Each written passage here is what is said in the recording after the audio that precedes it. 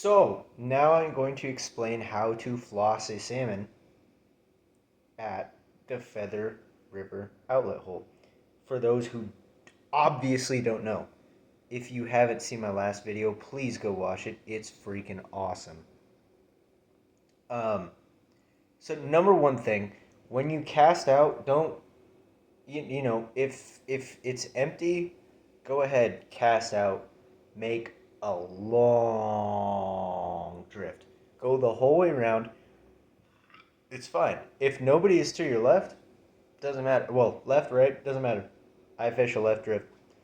Um, you know, cast out, drift, reel up.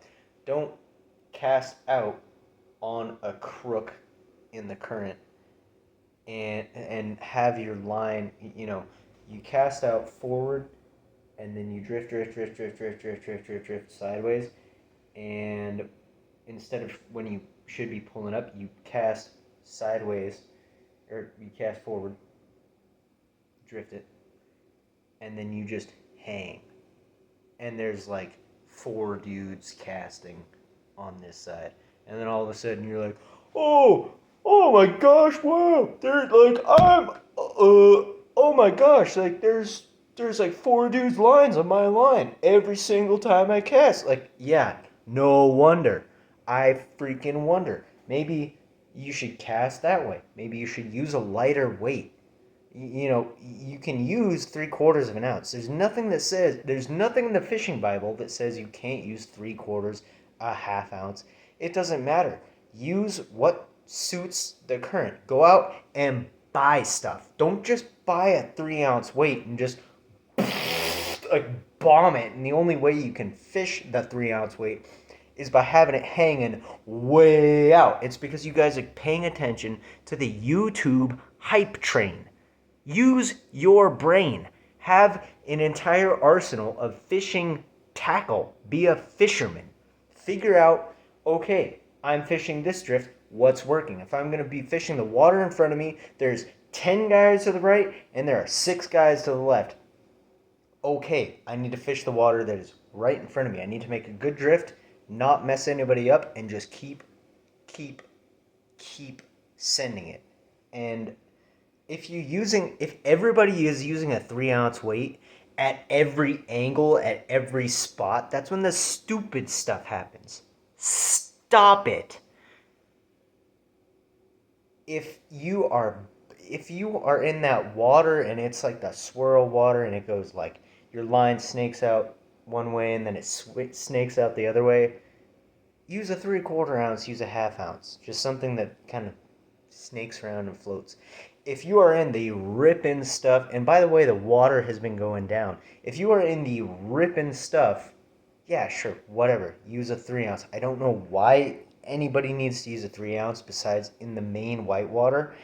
It mystifies me because you guys can't control your lines. You can't control what's going on. You just cast and click. Like, no, you don't cast and click. What you do is you cast out slightly upstream from yourself, slightly upstream from the angle you want to be at.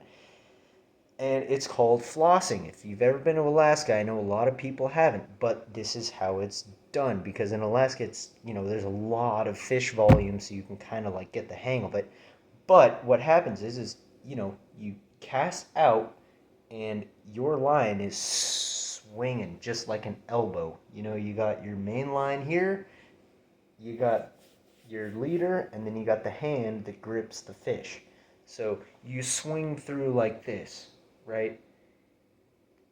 I just use common sense, use the proper weight, stop, trying to justify having your line 17 trillion yards. You have your whole spool down and you're wishing, you're not fishing. It's called wishing, not fishing. That's what you're doing.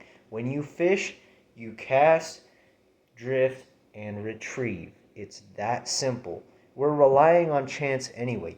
If you're using a lure, I get it because maybe you need some kind of angle, but even then again, like lures just lure fishermen are again, totally different breed.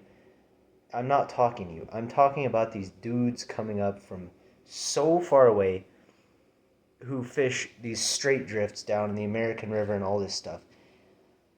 Like, just bring different weights, figure out what you can and can't fish.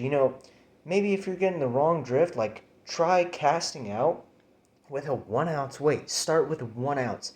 And you cast out slightly upstream, and then, oh, I don't know, instead of clicking the reel directly in, just let it hang. Let a little bit of line out. Get some bow in your line.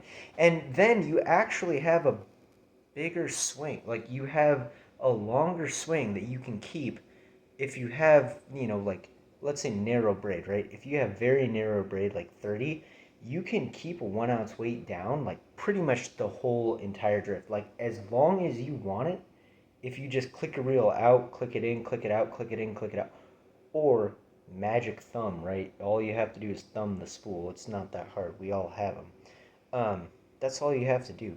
It's not that hard. You don't need to just go on YouTube.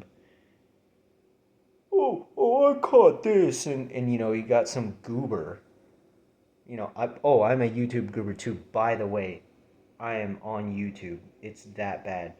Um, Use your brain, folks. Just stop.